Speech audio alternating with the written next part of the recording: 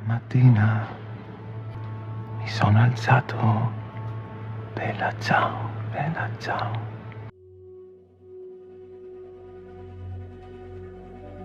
¿Se imaginan un país sin información? Sin control.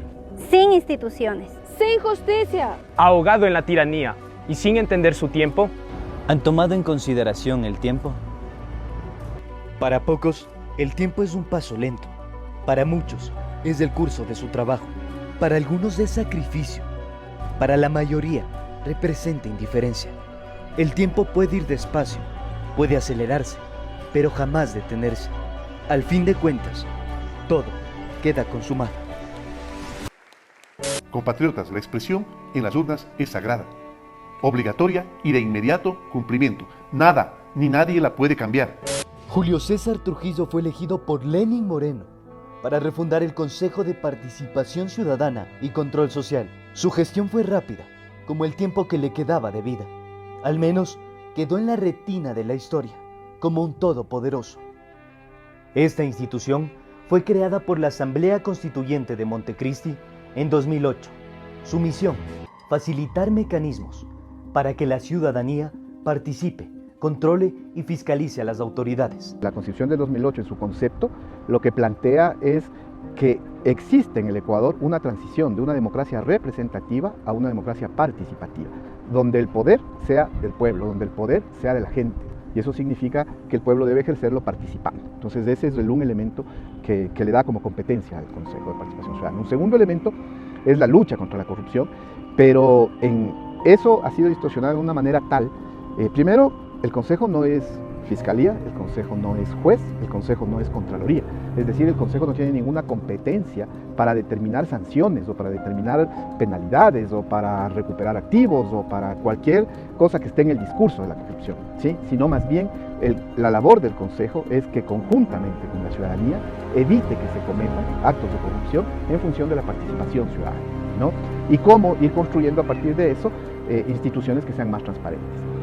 Y un tercer competencia que tiene el Consejo es la designación de autoridades. ¿A través de qué? A través de ciudadanos, que son los que eligen autoridades, en concursos de méritos y oposición, que son de libre postulación, que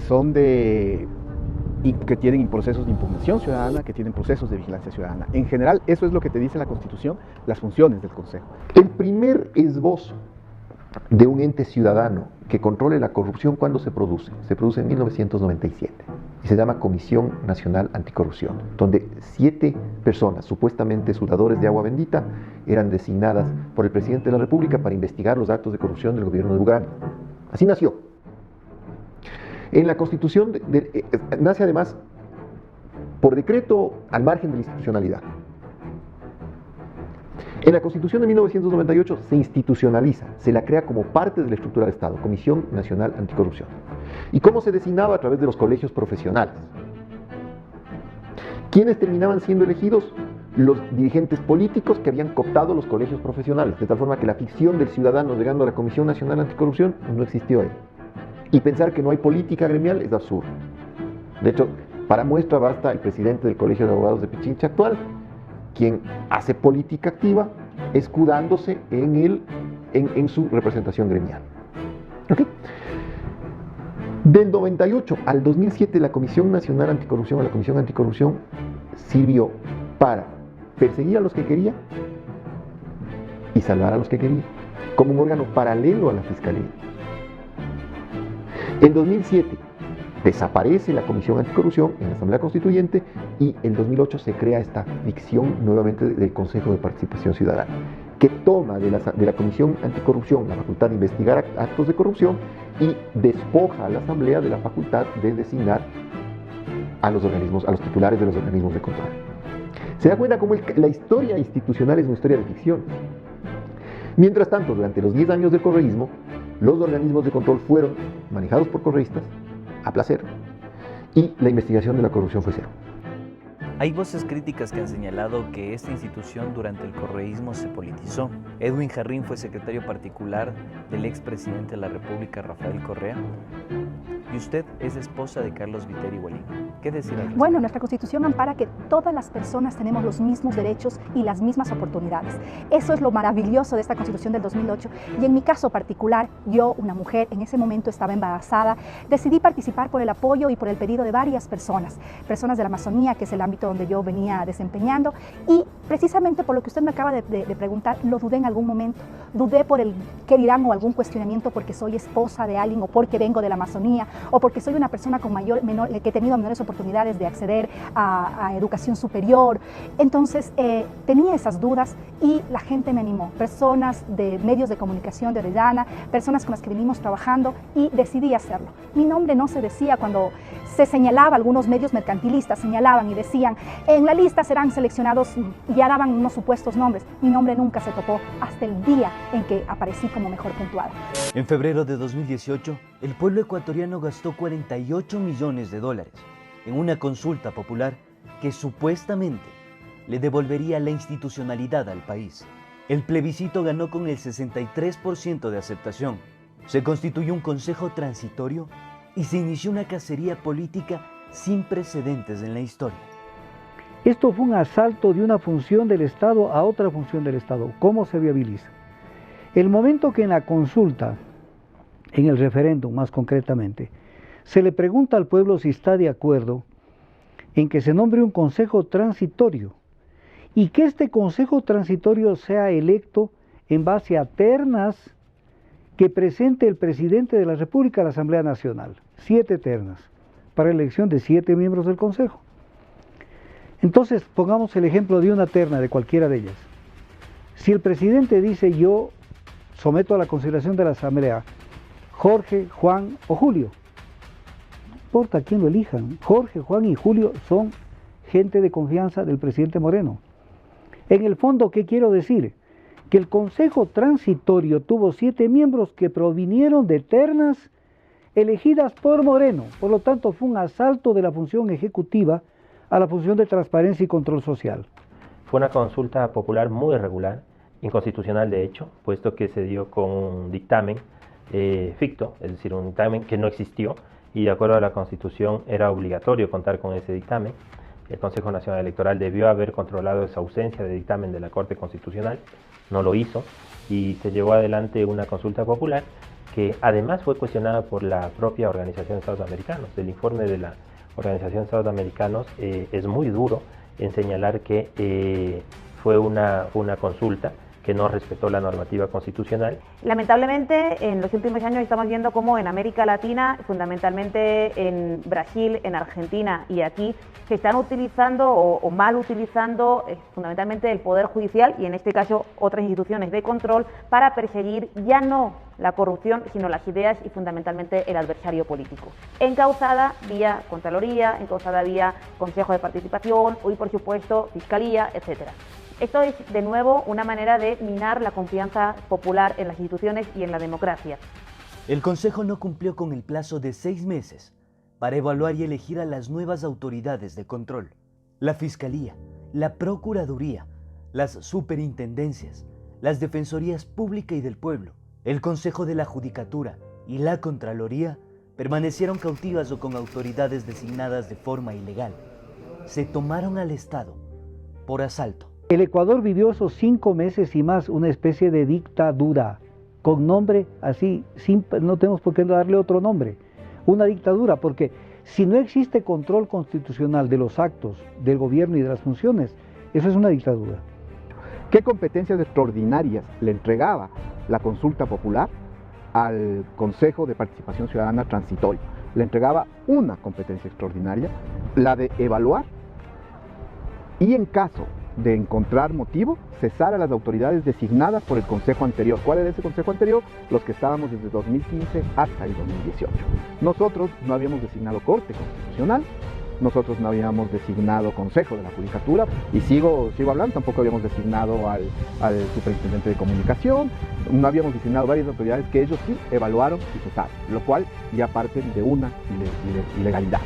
Si no les gustaban los consejeros, si le parecía a la asamblea o al ejecutivo que los consejeros han cometido alguna irregularidad, nos hubiesen seguido a juicio político. Pasó ya un año y no nos han seguido hasta ahora un juicio político. No tenemos un documento que nos digan que nos han cesado. Hasta el momento no hay un documento que diga usted fue cesado. ¿Qué hizo el Consejo Transitorio para nombrar a las autoridades?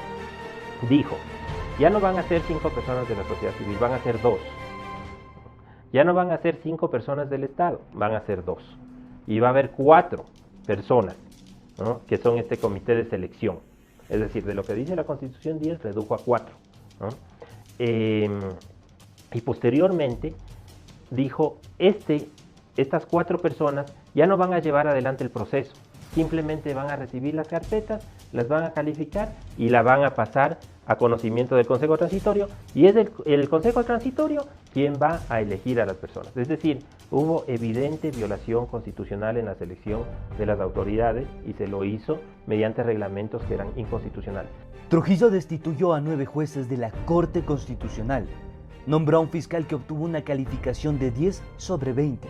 Ratificó ilegalmente a Pablo Celi como contralor, que para sorpresa de todos, su sobrino, Raúl de la Torre, fue detenido en Miami con $250,000 en efectivo por el presunto delito de lavado de activos. Entre 2011 y 2015, De la Torre trabajó en la Contraloría. En ese periodo, Pablo Celi era subcontralor cuando la institución estaba dirigida por Carlos Polit. También fue secretario relator de la Comisión de Fiscalización en 2016, cuando esa comisión era presidida por María José Carrión. En el 2017 pasó al Arcotel, luego al Ministerio de Telecomunicaciones y en el 2018 llegó a la asesoría de la gerencia de Petroecuador. El contralor Celi confirmó su parentesco con De la Torre. Todo eso quedará registrado, como yo digo, para cuando este país retorne a un Estado de Derecho y de debido proceso, toda la respuesta que van a tener que dar como Estado ecuatoriano frente a las demandas internacionales que pondrán esas autoridades destituidas ilegalmente por el Consejo Transitorio, el cual causó además un perjurio para el Estado ecuatoriano. Yo me pregunto, en el caso de la Fiscal General del Estado, por ejemplo, ¿ya?, me pregunto, aparte de Zavala Egas, ¿cuál de los otros 6 consejeros conoce derecho penal? Como para calificar y emitir una calificación sobre 30 puntos de la que iba a ser Fiscal General del Estado. Lamentablemente la estructura del Estado es corrupta. Y para que la estructura del Estado siga manteniéndose corrupta, usted tiene que bloquear que personas transparentes y honorables accedan a los organismos de control. Y la mejor forma de bloquear ese acceso es designar políticos con consigna y no ciudadanos con objetivos nacionales. Y si a eso usted no tiene como paralelo un instrumento de control rígido, de auditoría estatal rígida, de auditoría tributaria rígida, de auditoría laboral rígida, de auditoría judicial rígida, ¿qué es lo que pasa? La plata lo compra todo. Redes de jueces y fiscales, auditores de Contraloría, policías, agencias de regulación y control de la salud, agencias de regulación y control de la minería, están ahí. Y claro, como ya se les acabó el gordo Estado al cual esquilmar, comienzan a esquilmar a los delincuentes y a los ciudadanos. Por eso usted tiene los problemas de minería ilegal en Buenos Aires, en Imbabur. Tiene los problemas de la circulación de medicamentos dañinos, cuyo reportaje hicieron ustedes mismos, el tema de los hiperpotenciadores y demás. Tiene usted problemas con los auditores de la Contraloría que comienzan a hacer exámenes con indicios de responsabilidad penal como naipes para ver qué pescan, a quién asustan, y cómo venden el remedio al miedo. Tiene usted policías que se exceden en sus funciones. Están excederse en sus funciones que a un delincuente sometido le caen a patadas. Sometido. Le caen a patadas. Tú lo que estás sugiriendo es que quieren ponerle un coto a Rafael Correa y a toda la tendencia en las instituciones del Estado.